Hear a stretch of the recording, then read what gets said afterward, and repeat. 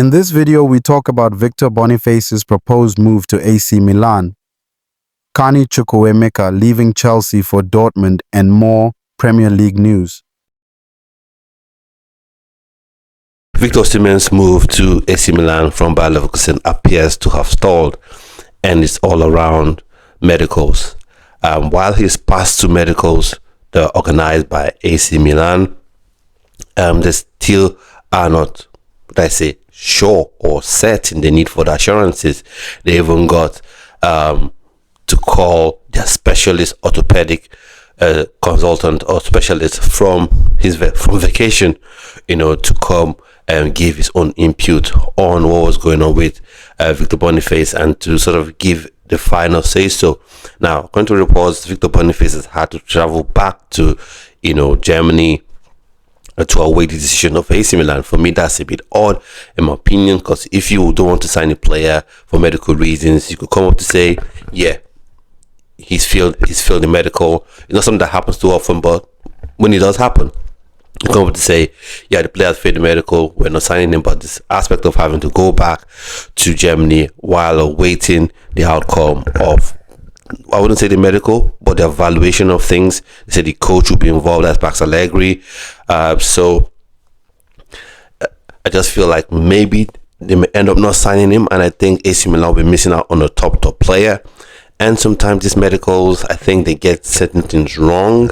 Like for instance, you got, and before I make the point I want to make, the poll that have been going on the most about, oh, he will be the first person to ever fail a medical. You would think, oh, it's one weird person from somewhere.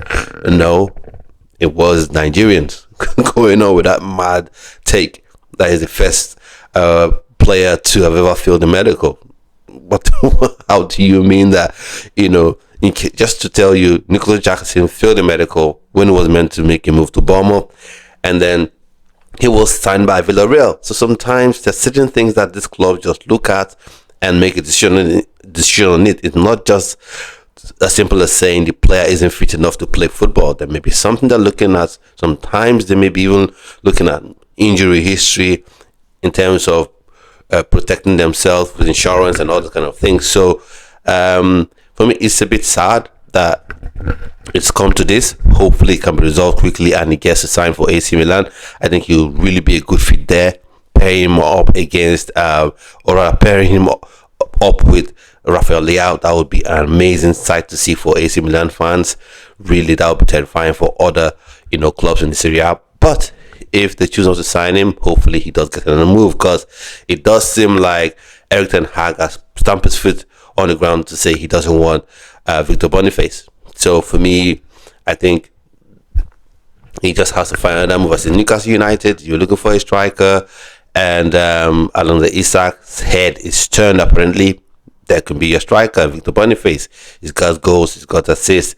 He can also, he's powerful. He can also hold up, has very good hold up play as well. So let's see how it all shakes down. Hopefully everything works out well for him, and the move to AC Milan works out perfectly. So then next thing I want to talk about is Kani Chukwuemeka. Apparently he's heading to Dortmund on a permanent deal, on permanent transfer, and that's fair play for him. So the deal is worth 25 million euros. So fair play in that regard. Hopefully everything works out well for him. I think he's going to do real well there, because I know everyone at Chelsea loves Cole Palmer, and I love Cole Palmer as well. But I think he would have been one of those guys that would have been a good number two, a good person to come off the bench, when Cole Palmer needs resting and things like that. But he was just beset with injuries for one, and then the fact that the coach didn't even really give him any chance. The coach didn't really like him. That's Enzo Maresca, for whatever reason. So I'm not saying he didn't like him as a person, just maybe saw something in his game that some of us just didn't see, and just decided that, I don't like Kani Chukwuemeka, because he really didn't give him that many chances to show what he could do. So he went to Dortmund on loan. Apparently he loved it there.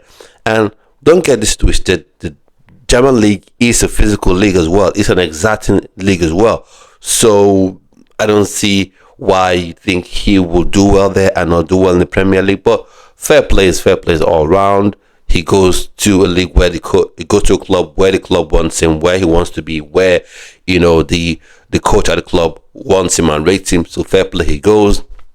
I don't know, Firmino heading out on loan to Dortmund. It's just one of those weird things for me, and where I just feel like, why is he going out on loan? If you're a Chelsea fan, you should want him to be at the club because one, came highly rated, falls within the bracket of what Clear Lake and Blue Co want in players age-wise and all that, and salary-wise as well. And then you have a huge gap in the team in terms of your defense. Levi Colwill is out injured. He'll be out for the better part of the season, unfortunately. You will be selling Disasi, Chelsea. And then, of course, who do you have in the team? You've got Chalobah, you've got Tosin, you've got Wesley Fofana, and none of those are super consistent. Tosin is the best of the bunch. I really rate him. But Wesley Fofana, on the other hand, he gets injured. You could just get some wind blow in his face and he's off for 2 or 3 months. So is that what you want to rely on fully? Chalobah can give you moments. He can give you a run of form where you think he's almost world class, and then he can give you long stretches where you just feel like, why did we even sign this? Why did we even have this player, in the team? So when you have all that, do you really want to let go an additional centre-back cover go, especially when you've not gone out there to sign a new one? Or especially and then Vega's even gone? Or is it that Chelsea will be looking to spend maybe not of 50-60 million pounds right now to get another centre-back? I look at it and I feel like that's really doubtful in my opinion. So let's see how it all shakes down in that regard. Now as well, I want to talk about some of the full results from the Premier League games played yesterday. First off, of course, we'll talk about Arsenal. Arsenal beat Leeds United 5-0 with what's his face now, Victor Gyökeres getting 2 goals. He scored a penalty and scored a very Gyökeres-esque goal as he followed how he's performed in the Portuguese league. So top marks on that one. And then you got what's his face now, Bukayo Saka getting a goal, but he was injured, picked up an injury, unfortunately for Arsenal and Arsenal fans, as well as Odegaard picking up another injury as well. And then Daniel Farke has done this thing that managers seem to do. It's kind of like they have this planned up in their head, they have it in their file of excuses, So when they play against certain teams and they get bashed, they get trashed, and they come to say, the opposite team is such a great team, they'll win the league, they must be the best team in the world. Not necessarily, but a lot of coaches like to do this, right? I've seen coaches do it when they've played against Chelsea and they've lost maybe 3 or 4-0. I've seen it happen when maybe a Manchester City plays against some other teams and they've won 3 or 4-0. Sometimes even the reverse is the case when maybe a Man City draws against, let's say, Burnley, and then you say, Burnley plays really good football. All this is to deflect from the fact that they get things wrong. For me, I just hope for the sake of Leeds United fans that Farke doesn't fall into that group of Russell Martin type that would come into the league feeling like they can play anyhow they want to play out from the back, irrespective of the opposition they play against. Even when they drop points, they still play the same way. And I say this because when he was a coach at Norwich, that's what we kind of saw. Norwich would come up, from the Championship to the Premier League, playing out from the back, lose the ball, concede tons of goals in one game. The next game, he will do the same thing. The next game, he will do the same thing. Just for the sake of Leeds fans, Leeds United fans, that's not what he's trying to do, or else they'll be hurrying back to the Championship. So let's see how all that, shakes down. And then Manchester City were shocked by Spurs losing 2-0. James Trafford, I don't get why Ederson wasn't in goal. I guess he wants to leave. I guess he's about to be sold. Galatasaray seems super keen on getting him, but Trafford, really? He looked out of sorts and well and truly should have been sent off, in my own opinion. And I just want to say Thomas Frank is doing a good job at Spurs. I know that's really annoying for me to say, but that's the truth. He's doing a really good job at Spurs, and I knew he would do a good job Why? Because he's a flexible manager, right? He looks at the team, look at the strength of his players, and then sets the team in that way to suit the players he has. He hasn't gone there to say, oh, let's play this swashbuckling type of football. Let's play with this crazy high line where we have like 20 acres or 20 or 200 meters behind us.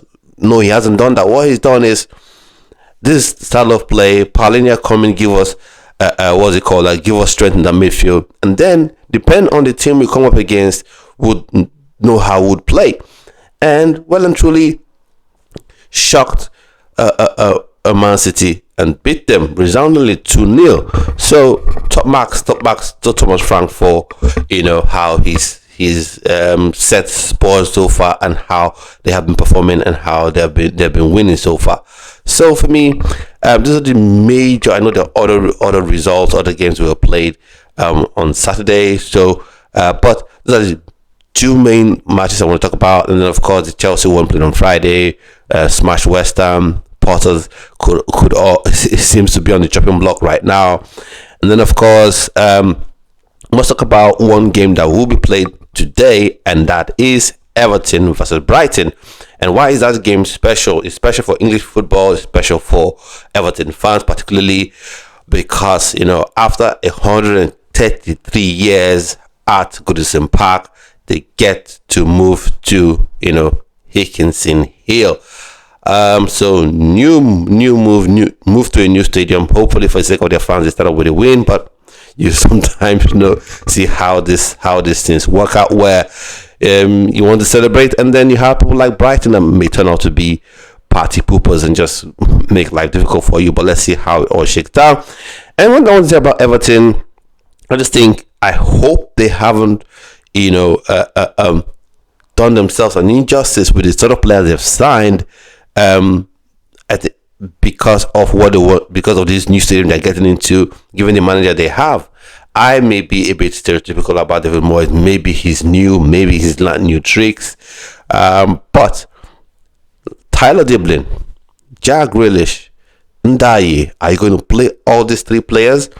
And with Jack Grealish and Tyler Diblin, the club has invested huge sums. Tyler Diblin, 40 odd million pounds, and then Jack Grealish, his wages are through the roof. So you have to play all two at least. And then of course you've got Ndaye. Ndaye is has been so good for Everton. So you're going to keep him on the bench. It will be interesting to see how it all shapes up. So at this point, I've come to the end of this video, and hopefully I'll see you on another video. Stay well, stay blessed. Bye bye.